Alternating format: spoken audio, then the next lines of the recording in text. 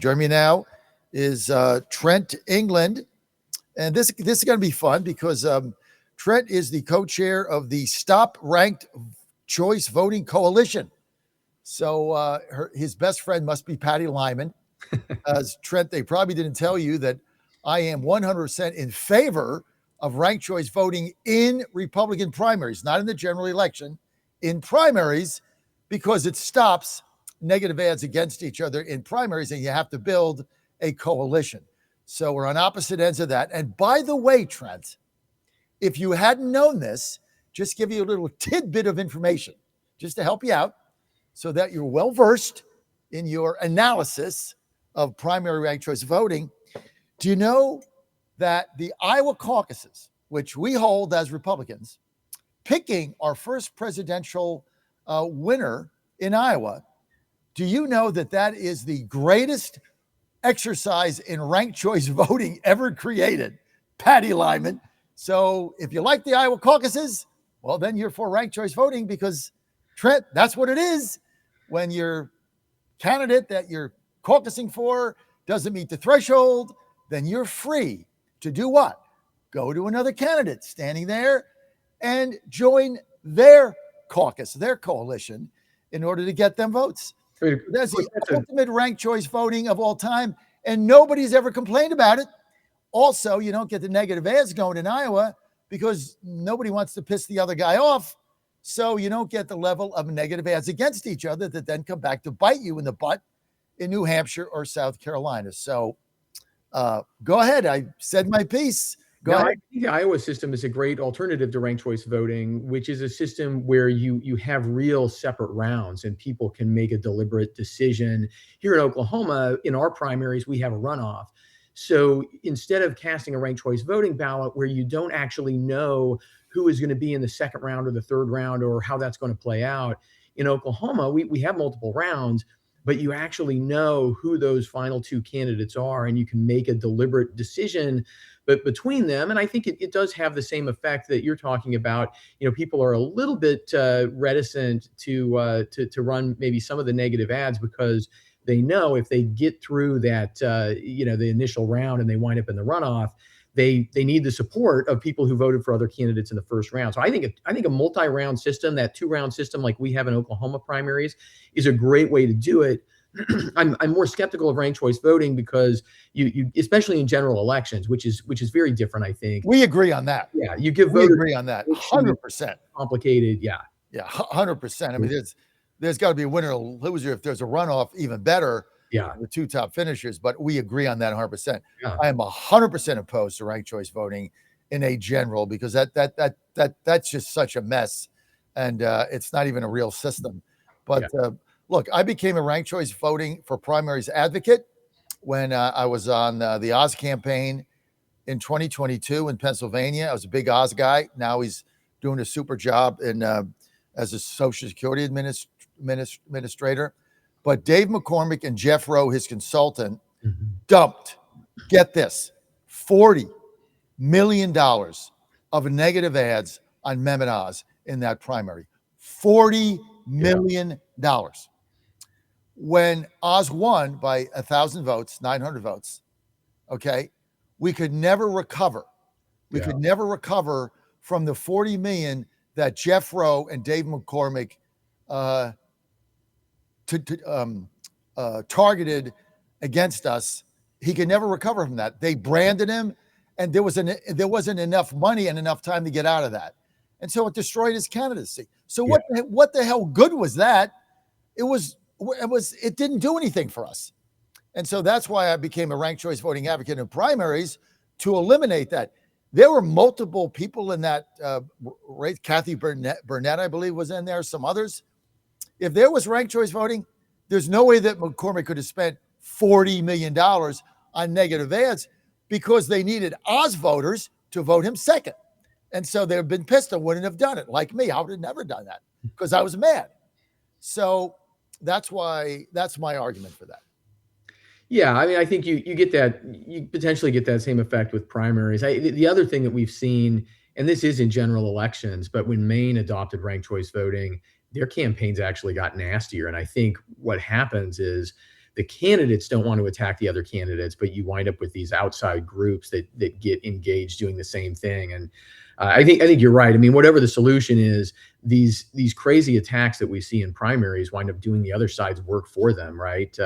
Painting our candidates into a corner. That's no way to win elections. You got that right. No way to win elections. Okay. We're going to agree to disagree on ranked choice voting for primaries, respectfully. So thank you. But let's get to President Trump's price transparency and how you see that lowering healthcare costs. Trent. Yeah. So, if you or I or one of the listeners out there walks into a restaurant and we sit down and they give us a menu and the menu doesn't have prices on it, we know what kind of restaurant that is, right? We know it's going to be a very expensive hoity-toity restaurant that wants to communicate that, well, if you're a customer here, money should be no object to you, right? They're trying to create a certain atmosphere. And it's so ironic that American healthcare has come to work that same way, right? So often we go into a medical provider's office and we don't really know what the prices are of anything that we're expected to make choices about until maybe we see a bill. Sometimes I got a medical bill the other day. It was almost a year old. It's so bizarre how that billing process works. What we're trying to do and what the Trump administration has been trying to do is shift us back into the economic model that gives people information up front, right? What do things cost? What will be the final cost? And this has some obvious positive effects. It means that you won't get hit with surprise medical bills, other than obviously there are emergency situations and things like that where people aren't going to know everything up front. That's fine. But the reality is, people need to know what things cost. They need to know what things cost ahead of time. And when we get that information, we'll be able to make informed decisions and things will cost less. I mean, that's the biggest no-brainer in history. Why can't we do that? Well, the medical establishment obviously just doesn't want this, right? They want things to, they want to be able to go back, and they actually hire consultants to go back and find additional codes that they can charge for to try to make things, to try to inflate the cost even after they provided services, right? So this has become a big problem in the medical world where they depend on adding charges right after the fact. It's part of the business practice in medicine, and obviously that's not the way that we allow any other businesses to operate, right? We shouldn't be allowing our hospitals, our doctors' offices to operate that way. Crazy. Listen, you think this should be part of President Trump's affordability message? Well, it actually is. I mean, the president has talked about this even in his first term. He was very active in pushing for price transparency in the medical field. What happened is, this takes some time. This takes some work. They had an executive order. The Biden administration put the kibosh on the whole thing. And so what the Trump administration needs to do now, and obviously there are a lot of moving parts to healthcare, but they've got to get back and enforce this executive order from their first term. And they have to make sure, one of the issues is hospitals will say, well, we'll give people an estimate. No, it needs to be, wherever it's possible, it needs to be a real price tag, right? It needs to be based on real costs, and it needs to be binding on the healthcare providers. Hey, listen, transparency, cost reduction, prescription drugs, all of this stuff. I mean, one of the things I cannot believe we're still doing is allowing the billions and billions of dollars of television advertising that these drug companies spend. I mean, if they simply took that money and that became illegal, and there's only two countries that allow this, United States and New Zealand, that's it. Everywhere else is banned. You can't do it. So, I mean, somebody's paying for these ads, right? And when you look at when you look at prescription drugs, Trent, I mean, I'll be on whatever TV channel you get on, they're constantly running, and they're basically telling you what symptoms you might have and what this drug does. And at the end of it, half the ad is a disclaimer. Like I heard one yesterday or the day before with my wife. I can't remember the drug, but it was like, you could fall into depression. You could have suicidal thoughts. You also could die. I mean, what's the way Yeah. you could die? Yeah, let me go run and take that. Write its name down. I mean, this is insanity. And so you got people going to the doctor saying, "Yeah, I need that drug." Well, and we see this across healthcare, right? I mean, people need to remember, working in state capitals all around the country as I do, you constantly see lobbyists for hospitals showing up and claiming that we're broke. If we don't get more subsidies, if we're held responsible for what we charge patients, you do anything to us, and we're going to start shutting down hospitals left, right, and center, and it's going to be a disaster. Meanwhile, down at the sports complex, they're spending money advertising, naming facilities, all this. If you go to their actual offices, they typically have some of the most expensive buildings in any town, right? The healthcare industry is awash with money.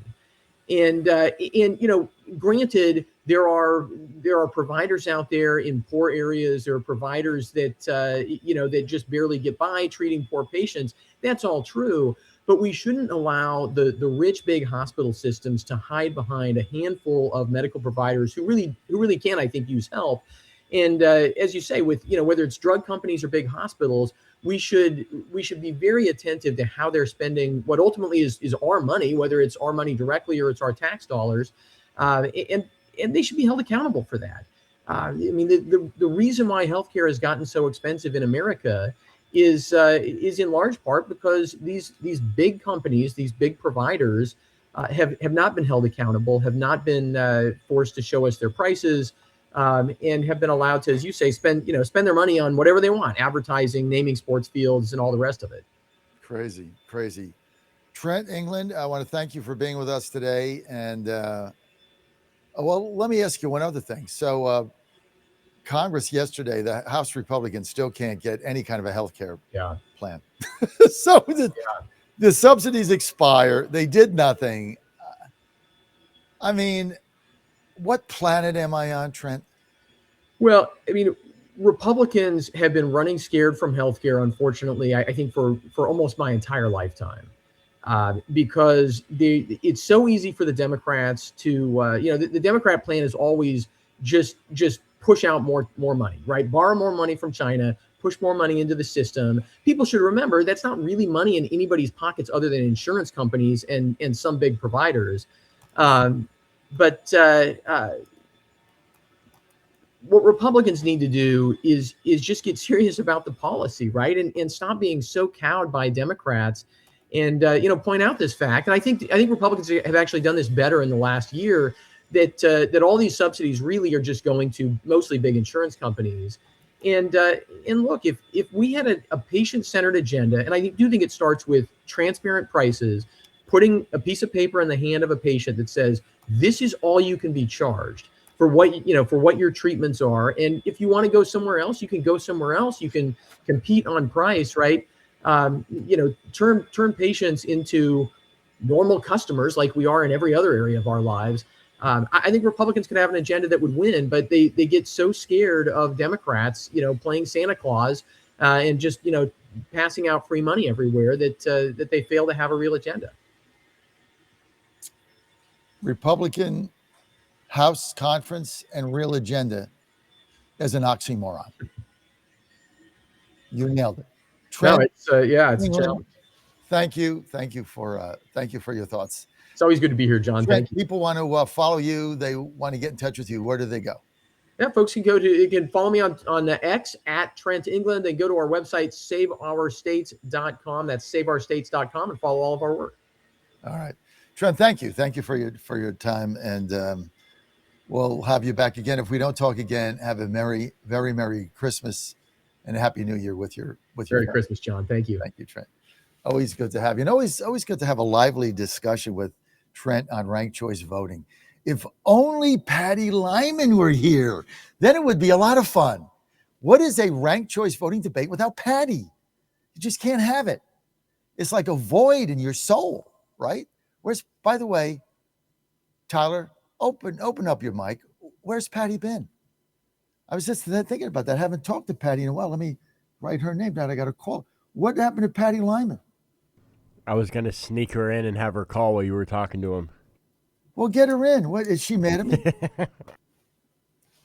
Who's on next? I got up late today because I was out last night. We had an event with Byron Donalds. I love that guy. I've seen him. So he's one of these speakers, like, I can't get enough of him. He's running for governor of Florida. He's a congressman. He's just a great guy. And, his bombastic nature is so ingratiating because he's bombastic, but he's authentic. It's very difficult to find that combination. He's very bombastic, but he's so authentic and so believable. And, when I was in Florida, I got a chance. He was a keynote speaker there at the event that Steve Stern had. And I was able to meet his family and his son, his teenage son, his wife. And they're just great people. So I hope he's the next governor and all that good stuff. According to the schedule, Tyler, John Rose, a congressman, Tennessee, running for governor of Tennessee, is next. That's according to my sketch, put together by Christine Bowserman. We shall see. But here's what is always next. Your calls, 888-480-JOHN, 888-480-5646. You can call in. I'm going to read one chat from the Getter Live chat here. It's from Tyrant Slayer. Says Vanity Fair is an embellishment tabloid. If you want Vanity Fair truth, maybe the socialite sections of Karen's cussing might do you better. And of course, our friend Roisha 1969, who doesn't have a non-cap key on her keyboard. She has the cap locks on, or I don't have any idea who it is. The cap locks are on permanently. I think it's stuck. Like, she must have like an old laptop and like the caps thing got stuck. Now she has to do any caps, or whoever it is. Says, John, your mail-in vote, ranked choice vote, early vote, Democrats' ways to steal elections. So I want ranked choice voting in Republican primaries. I want to give them that option. It's got nothing to do with Democrats. And see, mail-in ballots are allowed right now, Mr. or Miss Roisha, 1969. See, they're allowed. And so if they're allowed, if you don't do anything with them, you get crushed. I mean, what planet am I on today? I'll see you when I get back. Stay with us.